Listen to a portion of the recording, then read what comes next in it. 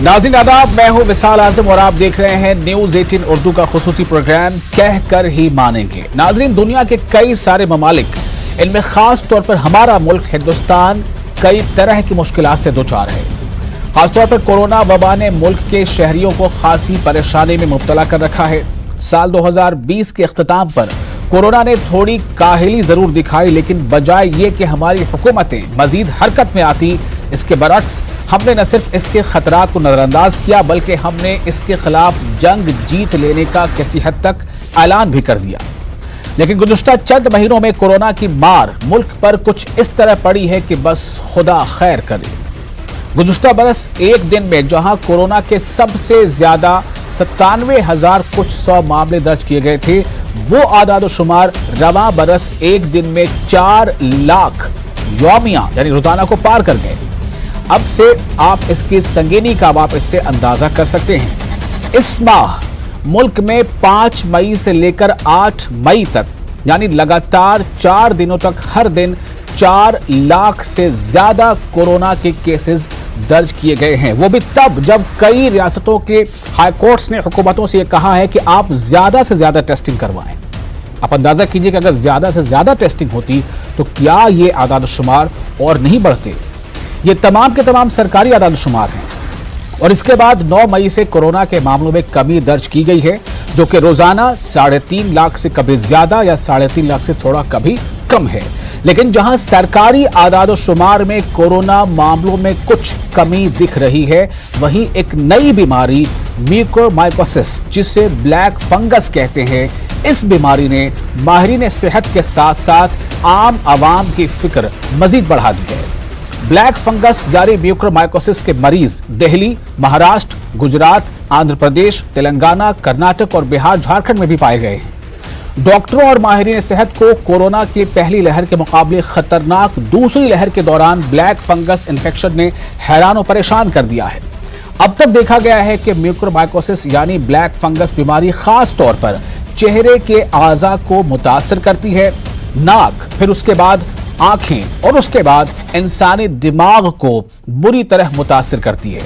एक तरफ तो कोरोना का कहर जारी है, वहीं दूसरी तरफ हिंदुस्तान में इस बीमारी ने कई मरीजों की जानें ले ली हैं। अब सवाल यह पैदा होता है कि किस हद तक ब्लैक फंगस से हमारा जो सेहत का जो शोबा है, जो हमारे माहिरीन हैं, जो हमारे डॉक्टर्स हैं, वो किस हद तक इससे वाकिफ हैं, वो किस हद तक इसके खतरात से वाकिफ हैं, और वो किस हद तक इसके इलाज और मुआलजे से वाकिफ है, और किस हद तक हमारे मुल्क का जो सेहत का शोबा है, इसका जो इंफ्रास्ट्रक्चर है, वो किस हद तक इसे सपोर्ट कर पाएगा इलाज और मुआलजे को। क्योंकि कोरोना के मामले में जिस तरह से कई हाई कोर्ट्स की जो रिमार्क्स आए हैं रियासती हुकूमतों पर, मरकज की हुकूमत पर, इंफ्रास्ट्रक्चर को लेकर, सेहत शोबे की खस्ता हाली को लेकर, ऑक्सीजन की अदम दस्तयाबी को लेकर, वो ऐसे कई मामलों में लोगों को परेशान कर रहे हैं।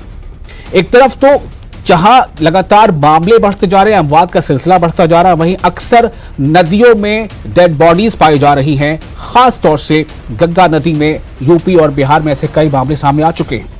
उत्तर प्रदेश में तो कई जगहों पर नदी के किनारे अब रेत में मरीजों को, यानी जो मरीज जिनकी मौत हो गई है, उन्हें दफनाया जा रहा है। ये एक नई कहानी है। लेकिन सबके बीच ब्लैक फंगस यानी म्यूकोरमाइकोसिस से किस हद तक बचना है, कैसे इसका सामना किया जा सकता है, क्या हिंदुस्तान इसका सामने करने को तैयार है।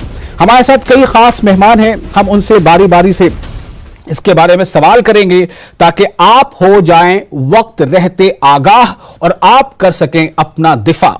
हमारे साथ मौजूद है डॉक्टर अनिमेश चौधरी, जो कोविड इंचार्ज हैं बालको मेडिकल सेंटर, और कई इनकी और स्पेशलिटीज भी हैं। डॉक्टर शहला अग्रवाल भी हमारे साथ हैं, जो कंसल्टेंट डर्मेटोलॉजिस्ट हैं, और डॉक्टर बिलाल खान पेडिट्रिशियन हैं फोर्टिस गुड़गांव में। Doctor Rajeev Dasgupta, member national AEFI committee. इन तमाम माहिरीन सेहत का हम इस्तकबाल करते हैं इस खास प्रोग्राम में।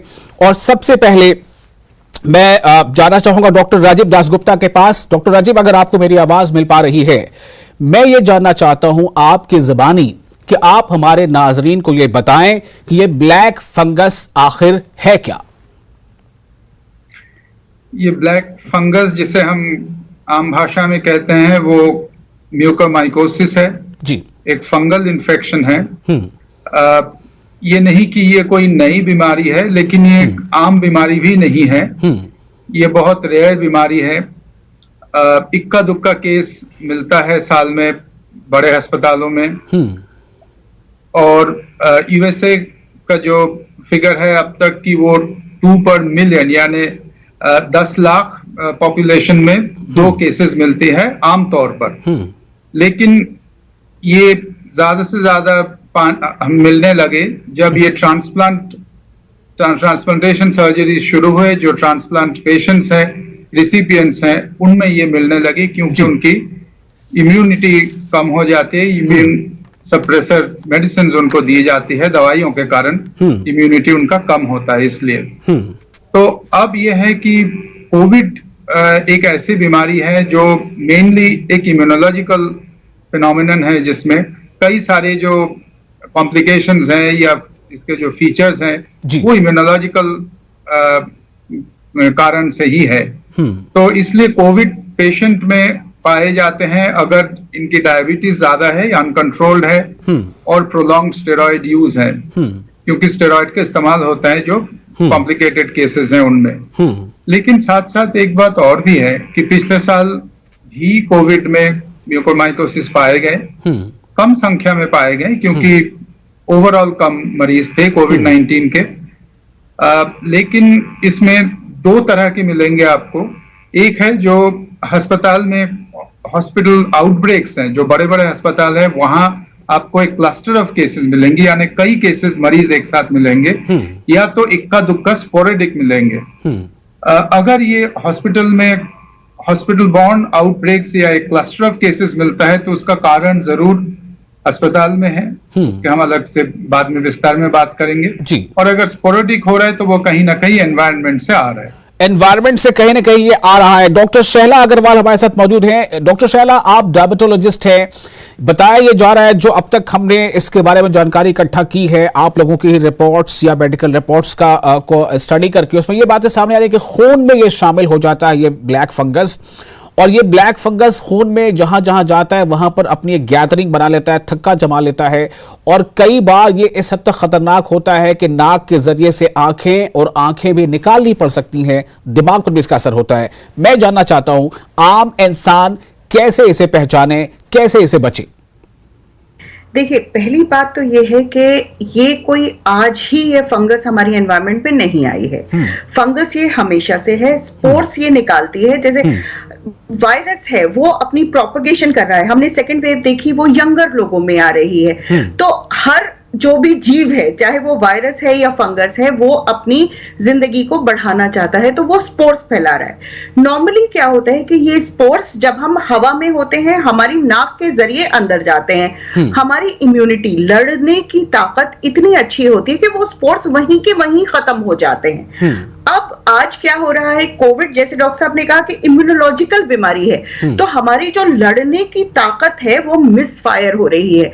ये बात समझना बहुत जरूरी है कि कोविड की कॉम्प्लिकेशन साइटोकाइन स्टॉर्म, मतलब आपकी बॉडी इतनी जोर से लड़ाई शुरू करती है, लेकिन वो लड़ाई खुद ही अपने सब जो आपके ऑर्गन्स है उसको डिस्ट्रॉय करने लगती है। अब उसको बचाने के लिए हम स्टीरॉइड दे रहे हैं कि भाई धीरे धीरे लड़िए, डिस्ट्रक्शन हमारी बॉडी का मत कीजिए। लेकिन जब आपने वो डिस्ट्रक्शन करने वाली जो फायर पावर है उसको कम कर दिया, तो आपने बहुत से जो आसपास छोटे छोटे जो आपके चोर डाकू घूम रहे थे उनको बॉडी के अंदर जाके अपने आप को बैठने का एक जरिया बना दिया। तो म्यूकर जो हमेशा थी आती थी, नाक में रहती थी, चली जाती थी, अब क्योंकि वो आती है और यहां पर डिफेंस हमारे बिल्कुल डाउन है, वो ब्लड के थ्रू अंदर चली जाती है। हमारे ये साइनसेस होते हैं, यहां पर खाली जगहें होती हैं जो एयर साइनसेस होते हैं, उसमें उसको जगह मिल जाती है।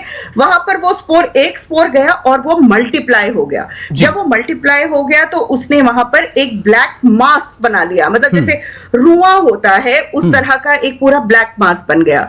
तो ये जो स्किन है, यहाँ की सर्कुलेशन खत्म हो जाती है। डर्मेटोलॉजिस्ट के पास आपको पता है क्यों आते हैं?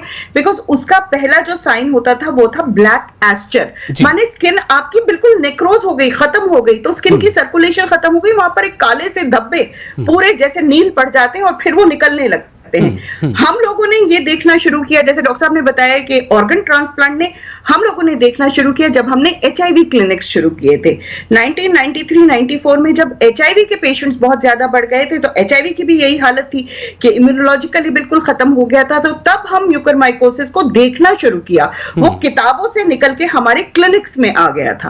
और उसके बाद वो जो फंगस है, जब उसने अपनी तादाद बढ़ा ली, अब वो ब्लड के जरिए आंख में जाता है, उसके यहीं पर ये सारी प्लेट है, यहां से वो ब्रेन में चला जाता है और क्लॉटिंग के साथ स्ट्रोक और कुछ भी हो सकता है, कुछ भी हो सकता है। डॉक्टर अनिमेश चौधरी है, कोविड इंचार्ज है बालको मेडिकल सेंटर के, और उसके बाद हम डॉक्टर बिलाल के पास भी जाएंगे, चूंकि वो पेडिट्रिशियन है, तो हम उनसे ये जानना चाहेंगे क्या बच्चों में भी ये इसका असर होता है। पहले अनिमेश चौधरी, डॉक्टर अनिमेश, कितना खतरनाक है ये? अगर किसी को ब्लैक फंगस का इन्फेक्शन हो गया तो उसका सर्वाइवल या उससे उसके लिए लड़ना ये किस हद तक मुश्किल है? क्या हमारा जो मौजूदा इंफ्रास्ट्रक्चर है, जो हेल्थ सिस्टम है, सिस्टम की तो हम वाहवाही कर लें या उसकी हम दुहाई दे लें, ये तो हम लोगों के ऊपर ही छोड़ते हैं, लेकिन हम किस हद तक ये डेडली है, ये घातक है, या ये बहुत आसान है?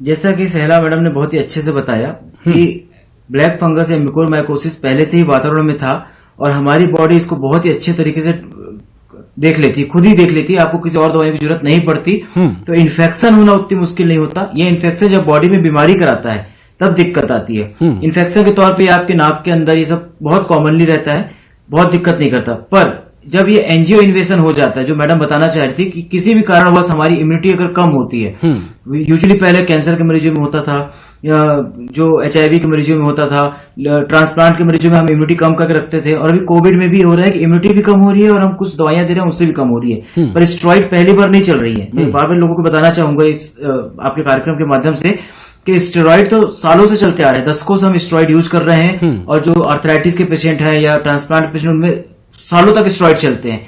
तो ऐसा नहीं हुआ कि अचानक से स्टेरॉइड कम हुआ, स्टेरॉइड का यूज बढ़ा और लोगों में होना चालू हो गया। बहुत सारे कारण थे। एक प्रमुख कारण था कि हमने अपनी बॉडी की इम्यूनिटी सिर्फ स्टेरॉइड से कम नहीं की, साथ में जो दूसरे बैक्टीरिया होते थे बॉडी में, हमारी बॉडी में बहुत से फंगस, बहुत से बैक्टीरिया पहले से होते हैं जो हमारे साथ सहजीवी साथ जीवन करते हैं जी। तो जब कोविड से लड़ने के लिए हमने रेमनेंट एंटीबायोटिक्स भी देना चालू किया, तो हम एंटीबायोटिक्स देना चालू किया। बहुत सारे ऐसे ट्रीटमेंट दिए जिनकी जरूरत नहीं थी और लोगों ने अपने मन से लेना चालू किया। Over the counter drugs, specifically antibiotics, उन्होंने हमारी बॉडी के बैक्टीरिया को मारा और उससे फिर इन फंगस को इन्वेजन करने का फायदा मिला, मौका मिला। जो लोग जो बिना जानकारी के भाप ले रहे थे, लगातार भाप लेते जा रहे थे। मेरा मानना है, क्योंकि स्टेरॉइड पहले भी यूज हुआ है, पर लोग जो रेमनेंट रूप से भाप ले रहे थे 100 डिग्री उबलते हुए पानी से, हमेशा बोला जाता है भाप आपको 60 से 70 डिग्री में लेना है। लोग उबलते हुए पानी से भाप ले रहे थे, वो आपकी म्यूकोसा को नुकसान पहुंचा रहा था, उससे उस फंगल को और बढ़ने में मदद मिली। अब ये फंगस जब एंजियो इन्वेशन करता है, मतलब अपने आप को रेप्लिकेट करता है और आपकी बॉडी को इन्वेड कर लेता है, नाक से आपके टर्मिनेट्स के अंदर जाता है, टर्मिनेट्स के आपके ऑर्बिट्स में और ब्रेन में जाता है, तब ये बहुत रिस्की है। सौभाग्य से इससे लड़ने की दवाई हमारे पास 1960 से है, एम्फोटेरेसिन बी। दुर्भाग्य से उस दवाई की टॉक्सिसिटी बहुत ज्यादा है। तो दोनों चीजें ये है कि तो सौभाग्य भी है, यानी खुशकिस्मती भी जुड़ी है और बदकिस्मती भी जुड़ी है। डॉक्टर बिलाल खान हमारे साथ मौजूद। डॉक्टर बिलाल, क्या बच्चों को भी ये ब्लैक फंगस यानी म्यूकोरमाइकोसिस अपना शिकार बनाता है? और दूसरा अहम सवाल ये कि इससे आखिर किस हद तक बचा जा सकता है? क्यों इसके केसेस महाराष्ट्र और गुजरात में ज्यादा पाए जा रहे हैं?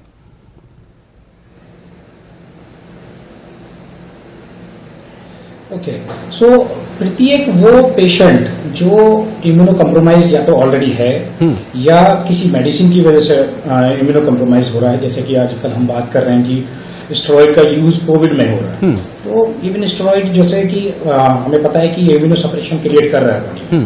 तो कोई भी अगर वो बच्चा भी है और वो इम्यूनो कम्प्रोमाइज है, चाहे वो स्टेरॉइड लेने की वजह से, चाहे वो कैंसर पेशेंट है और वो कीमोथेरेपी पर है, चाहे वो डायबिटिक पेशेंट है और उसका शुगर कंट्रोल ठीक नहीं है, या वो एक कैंडिडेट है जो ट्रांसप्लांट रेसिपिएंट है, या बच्चा है जो HIV के साथ रह रहा है, ठीक है। और ये सब रिस्क फैक्टर जैसे कि एडल्ट्स में जुड़े हुए हैं वैसे ही बच्चों में जुड़े हुए हैं, और उनको भी म्यूकोरमाइकोसिस हो सकता है। ठीक है। तो इसमें बच्चे इस चीज से बच जाएंगे ऐसा बिल्कुल भी पॉसिबल नहीं है, ठीक है। लेकिन ये है कि बाकी जो आपने कहा कि कुछ स्पेसिफिक एरियाज में जो ये ज्यादा देखने को मिल रहा है, एग्जैक्ट कॉज तो हम नहीं कह सकते, लेकिन जैसा डॉक्टर साहब ने, दासगुप्ता साहब ने पहले बताया था कि ये क्लस्टर में मिल रहा है या स्पोरेडिक है। तो जो क्लस्टर में मिलने वाली चीज है वो हॉस्पिटल्स में जनरली आउटब्रेक हो रहा है, और उसमें जो ह्यूमिडिफायर सिस्टम है हमारा या जो ऑक्सीजन सप्लाई सिस्टम है, क्या वो कितना कॉन्टामिनेट हो चुका है, शायद उस चीज पे वो डिपेंड करेगा, और शायद इसे हम आगे डिस्कस करेंगे। और दूसरा मैं एक चीज ये और कहना चाहता था कि जो हमारा एक थोड़ा सा कि म्यूकर मिलता कहाँ है, ये म्यूकर जनरली मिट्टी में होता है, खाद में होता है, कंपोस्ट में, एनिमल डंग में होता है, प्लांट मटेरियल पे होता है, या हम अपने किचन एरिया में देखेंगे कि भाई ओल्ड फ्रूट्स पे या ब्रेड पे होता है, ठीक है। तो हमें जनरली मैं इसलिए एनिमल डंग का इसलिए यहाँ पे नोटिफाई कराना चाहूंगा आपको कि काफी हमें ये केस देखने को मिल रहे हैं कि बिकॉज ऑफ रिलीजियस और मतलब जो भी हम कह लें कि ये लोग काउ डंग या कोई और अदर स्पेसिफिक जानवर के डंग को यूज कर रहे हैं। तो और अगर कोई पेशेंट वो उनमें से कोई इम्यूनो कम्प्रोमाइज्ड है और वो ट्रीटमेंट पे चल रहा है या वो स्टेरॉइड ट्रीटमेंट से रिकवर कर रहे हैं वो कोविड से या जो भी कुछ कर, तो I think this behaviour can be very harmful also. जी, मैं फिर से डॉक्टर राजीव दासगुप्ता के पास जाना चाहता हूं। डॉक्टर राजीव दासगुप्ता, कोरोना ने अभी जो डेथ का जो फिगर है वो सरकारी आंकड़ों में डेथ फिगर थोड़े कम जरूर नजर आ रहे हैं, काश क्या ऐसा ही हो, लेकिन जो तस्वीरें इस वक्त हम स्क्रीन पर दिखा भी रहे हैं, अस्पतालों का भी हाल दिख रहा है, किस तरह से लोग इन्फेक्टेड हो रहे हैं उनका भी हाल दिख रहा है, और नदियों के किनारे, खासतौर से उत्तर प्रदेश की ये तस्वीरें जो हम इस वक्त दिखा पा रहे हैं कि नदियों के किनारे किस तरह अब जो आमतौर से जो मजहबी रसूमात उसके अंतिम संस्कार का है, उसके चिता को मतलब आग के हवाले करने का, उसके बावजूद वहां पर अब लोग जो नदियों के किनारे अपने जो रिश्तेदार हैं, जो अपने करीबी थे, जिनकी अब मौत हो चुकी है, उन्हें दफना रहे हैं। ऐसे हालात में कितना हमें इससे बचना है कि हम कोरोना से भी बचे रहें और ब्लैक फंगस भी फैले नहीं बहुत ज्यादा। एक तरफ तो आप ये कह रहे हैं कि जहां ये पाया जाता है वो क्लस्टर में पाया जाता है या फिर इक्का दुक्का पाया जाता है, तो क्लस्टर में पाए जाने की वजह क्या है, और आखिर क्यों ऐसा है कि कई स्टेट्स और कई बड़े शहरों में, कर्नाटक के बेंगलुरु में, मुंबई में, अहमदाबाद में, दिल्ली में, ये पटना में, ये केसेस ब्लैक फंगस के क्यों पाए जा रहे हैं? जैसे बाकी पैनलिस्ट्स ने भी समझाया कि ये एनवायरनमेंट में भी होता है, काउडंग में होता है या सॉइल से आ सकता है, लेकिन पिछले साल की जो तजुर्बा है हमारी इसके कोविड के संदर्भ में, वो ये है कि ये ज्यादातर ये बड़े बड़े अस्पतालों में ही हुए हैं, मिले हैं। वो बहुत हाई एंड निजी अस्पताल भी रहे और ये सरकारी मेडिकल कॉलेज भी उसमें शामिल है। तो बड़े अस्पतालों में ये फंगस मिलता है, इसका मतलब क्या समझा जाए? क्या वहां सफाई नहीं होती? क्या मतलब है इसका? अगर ये हॉस्पिटल्स में क्लस्टर्ड है, जो कुछ हद तक बिल्कुल सही है कि ये बड़े अस्पतालों में ही क्लस्टर्ड रहे जी। इसका मूल कारण शायद ये है, एक तो यह है कि इसका फॉर्मल हॉस्पिटल में आउटब्रेक इन्वेस्टिगेशन होना चाहिए, जो स्टेट या सिटी का जो पब्लिक हेल्थ अथॉरिटी है या जो एपिडेमियोलॉजिकल सर्विसेज है, ये उनकी जिम्मेदारी है कि इसका फॉर्मल इन्वेस्टिगेशन हो, जैसे किसी भी आउटब्रेक का फॉर्मल इन्वेस्टिगेशन होता है। तो अगर हॉस्पिटल में ये क्लस्टर्स पाए जाते हैं, इसका यही मतलब है, कॉमनली जो होता है, या तो वो वेंटिलेशन सिस्टम के थ्रू होता है या वो लॉन्ड्री सिस्टम के थ्रू होता है। अब इस समय क्या है, कोविड में सबको पता है, आपकी तस्वीर भी यही है कि बहुत ही ओवरलोडेड सिस्टम है। तो कहीं ना कहीं वो जो स्टेराइल एनवायरनमेंट है वो कहीं ना कहीं कॉम्प्रोमाइज्ड हो रहा है। लेकिन इसमें दोनों चीजें जरूरी है कि एक इन्वेस्टिगेशन हो, इसका सोर्स आइडेंटिफाइड हो हॉस्पिटल सिस्टम में, चाहे वो लॉन्ड्री सिस्टम हो, चाहे वेंटिलेशन एयर कंडीशनिंग सिस्टम हो, और उसको ठीक किया जाए, सही किया जाए, ताकि, क्योंकि ये ज्यादातर, मैं बता रहा हूँ, ज्यादातर ये प्रिवेंटेबल है अगर ये हॉस्पिटल सिस्टम के जरिए हो रहा है। तो अगर स्पोरेडिक है तो ये शायद ही ये प्रिवेंटेबल है, मोस्ट प्रोबेबली प्रिवेंटेबल नहीं है। लेकिन बड़े हॉस्पिटल में सेटिंग में, इंटेंसिव केयर सेटिंग में अगर ये हो रहा है, तो तो इसका मतलब यह है कि काफी हद तक ही प्रिवेंटेबल है। बट ये भी साथ साथ हमें ध्यान में रखना चाहिए कि बहुत ही ओवरलोड है। कहीं ना कहीं ये एक डॉक्टर राजीव दासगुप्ता, मेरा एक सवाल यहाँ पर यह है कि अक्सर लोगों में इस तरह की बातें फैली हुई हैं कि ये बीमारी जो है वो लोगों की आंख को ज्यादा अफेक्ट करता है। कई रिपोर्ट्स में हमने ऐसा भी पढ़ा है कि आंख का ऑपरेशन ही नहीं करना पड़ा बल्कि आंख को निकाल भी दिया गया। क्या ऐसा होता है, क्यों ऐसा होता है? क्योंकि इसमें मेजर 4-5 टाइप है। जो पहले बता रहे थे कि ये नाक आंख जो फेस का जो एरिया है, यहाँ ये ज्यादातर लोकलाइज्ड होता है। इन्फेक्शन यहाँ से शुरू होता है, जिसे राइनोसेरिब्रल म्यूकोरमाइकोसिस कहते हैं, जो एक सब टाइप है, कॉमन है। इसमें एक तो ये दवाई की जरूरत है, लेकिन अगर ये डिसफिगरमेंट हो जाता है, आंख नष्ट हो जाता है, तो इसमें सर्जरी, रिकंस्ट्रक्टिव सर्जरी, बल्कि मल्टीपल सर्जरीज की भी जरूरत होती है, जो बहुत ही पेनफुल है, जो साइकोलॉजिकली बहुत ही पेनफुल है। ये पेनफुल भी और क्या महंगा भी है? क्या इसका इलाज महंगा है? क्या इसकी भी कोई वैक्सीन है? अगर नहीं, वैक्सीन नहीं है। अगर शुरुआती तौर पे दवाई से ये कंट्रोल में आ जाता है तो अच्छी बात है। अगर नहीं है, अगर कॉम्प्लिकेट हो जाता है तो सर्जरी, रिकंस्ट्रक्टिव सर्जरी की जरूरत होती है। और मृत्यु जो है इससे अप टू 50% भी मोर्टेलिटी हो सकता है। 50% भी मोर्टेलिटी हो सकती है जी। अप टू, हाँ। तो मैं एकदम छोटा सा एक जवाब चाहूंगा फिर से एक बार डॉक्टर सैला से। सैला, लोग क्या करें इससे बचने के लिए? सबसे बड़ी बात यह है कि ये उनमें देखा जा रहा है जो आईसीयू में ज्यादा दिन, मोर देन 25 डेज, 25 दिन से ज्यादा रह के आ रहे हैं। तो हर कोविड पेशेंट को रिकवरी में ये होगा, ये नहीं है। एक चीज जो बहुत जरूरी है, इस वक्त जो कोविड हुआ वो 40 से 45 वालों को हुआ। ये प्री डायबिटिक एज होती है, उन्हें पता ही नहीं है कि उनको डायबिटीज है या होने वाला है, और स्टीरॉयड देते ही डायबिटीज एकदम, शुगर बहुत बढ़ जाती है। तो ये वो लोग हैं जिन्हें थोड़ा सा ध्यान रखना पड़ेगा। जब आप रिकवर कर गए हैं, उसके बाद अगर आपको सीवियर हेडेक रहता है, या आपको खांसी में खून निकलता है, या आपकी नाक स्टफी नोज रहती है, तब आपको यह सोचना पड़ेगा कि कहीं आप ये तो नहीं सोच के बैठे कि ये पोस्ट कोविड हेडेक हो रहा है।